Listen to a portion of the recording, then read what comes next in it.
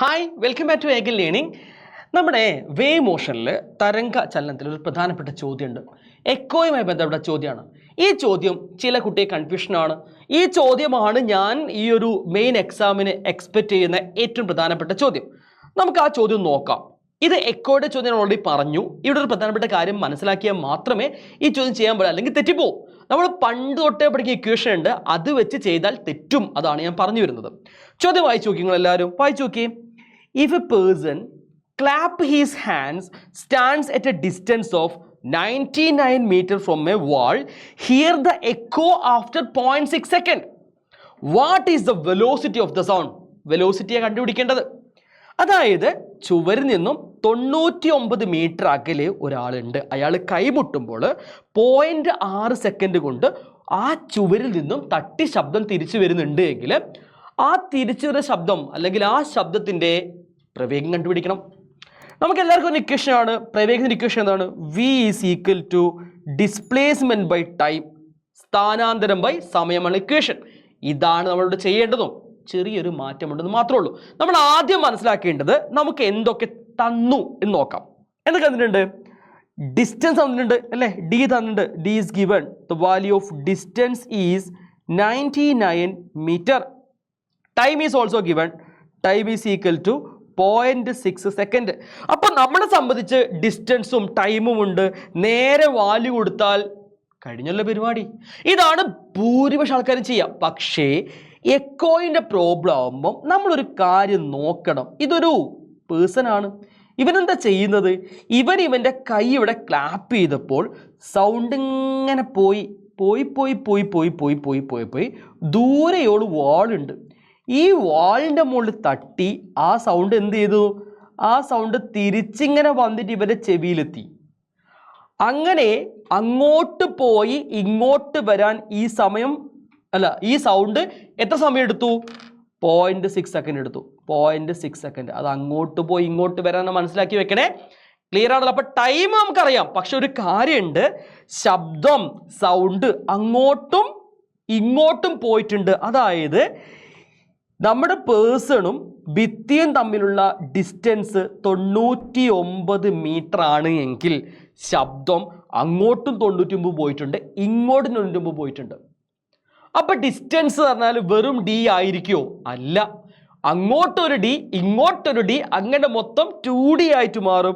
അപ്പം നമ്മുടെ ഇക്വേഷനിൽ ചെറിയൊരു മാറ്റം ഉണ്ടായിരിക്കും. ഇക്വേഷൻ ഇങ്ങനെ മാറും. വെലോസിറ്റി എന്ന് പറഞ്ഞാൽ 2D/t ആയിട്ട് മാറും. ഇവിടെയാണ് നമ്മൾ ശ്രദ്ധിക്കേണ്ട പ്രധാനപ്പെട്ട കാര്യം വരുന്നത്. ശരിയല്ലേ? നിങ്ങൾ മുൻപേ ഒക്കെ പഠിച്ച പ്രവേഗം d/t മാത്രമായിരുന്നു. പക്ഷേ എക്കോയിലും മാത്രം എന്താണത്? 2D/t ആണ്. ക്ലിയർ ആണല്ലോ? ഇനി നേരെ വാല്യൂ കൊടുക്കാം. നമുക്ക് 2 × d എന്ന് പറഞ്ഞാൽ 99 ആണ്.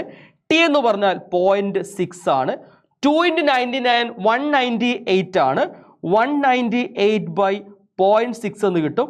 പോയിന്റ് മാറ്റം ഞാൻ മുകളിലും താഴെയും 10 കൊണ്ട് മൾട്ടിപ്ലൈ ചെയ്താൽ എനിക്ക് കിട്ടുന്നത് 1980/6 ആണ് അല്ലേ?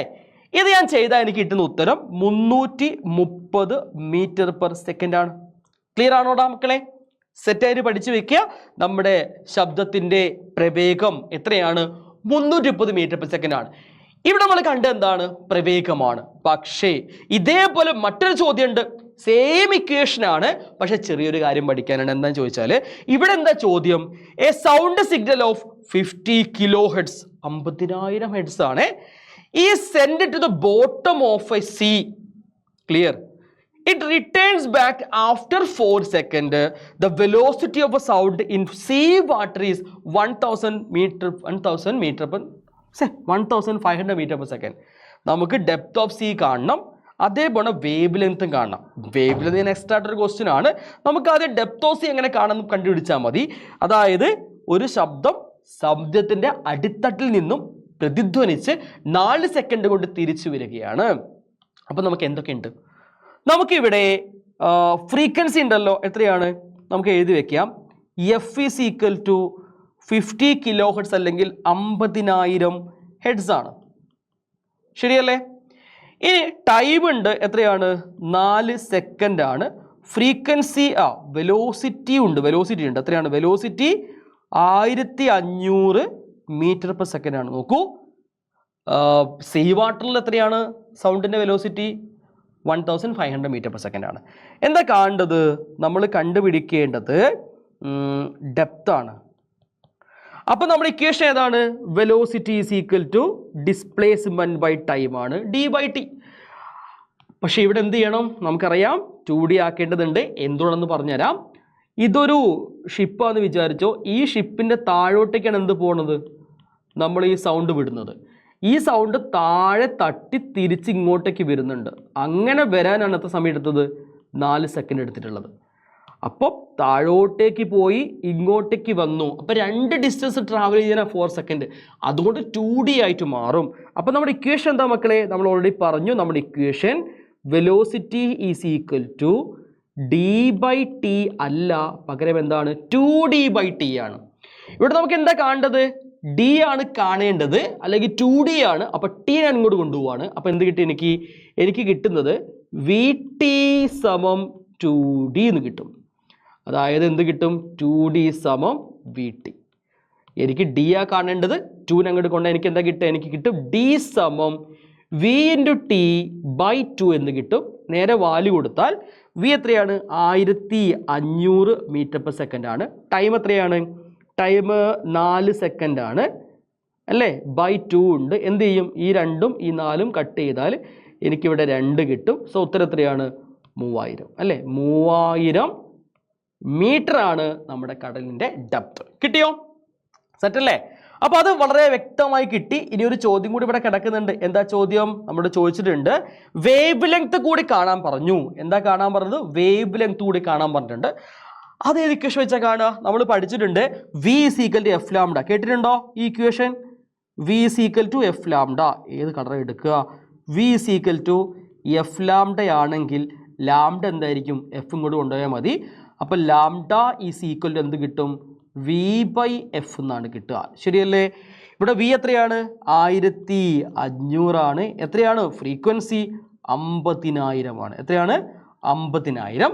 അപ്പം ഞാനിതാ ഇതിൻ്റെ 2 0 കട്ട് ചെയ്ത് കഴിഞ്ഞാൽ 15/500 എന്ന് കിട്ടും. 15/500 ചെയ്താൽ നമുക്ക് കിട്ടുന്ന ഉത്തരം 0.03 ആണ് അല്ലേ? ലാംഡയാണ് ലാംഡ. അപ്പോൾ ഇത്രയും മീറ്റർ. ശരിയാണല്ലോ?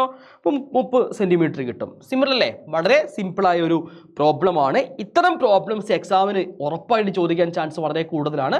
കൃത്യമായിട്ട് പഠിച്ചു നോക്കുക. It's A very very very important one. പിന്നെ മറ്റൊരു കാര്യം പറഞ്ഞു വെക്കുകയാണ്, നിങ്ങൾക്ക് മസ്റ്റായിട്ടും പ്രധാനപ്പെട്ട ക്വസ്റ്റ്യൻസ് പഠിക്കേണ്ടതുണ്ട്. അതിനുവേണ്ടി ഇന്ന് കൃത്യം 7:30 ഞാനും ശ്രീമത് സാറും വരുന്നുണ്ട്, വരുൺ സാറും ഉണ്ടാവും. നമുക്ക് എന്ത് ചെയ്യാം? അടിപൊളിയായിട്ട് ഇമ്പോർട്ടൻ്റ് ആയ ക്വസ്റ്റ്യൻസ് ഒക്കെ പഠിക്കാം. സോ 7:30 ഫ്രണ്ട്സിനെ കൂട്ടി വരണം. അടിപൊളിയായിട്ട് പഠിക്കണം. ബൈ.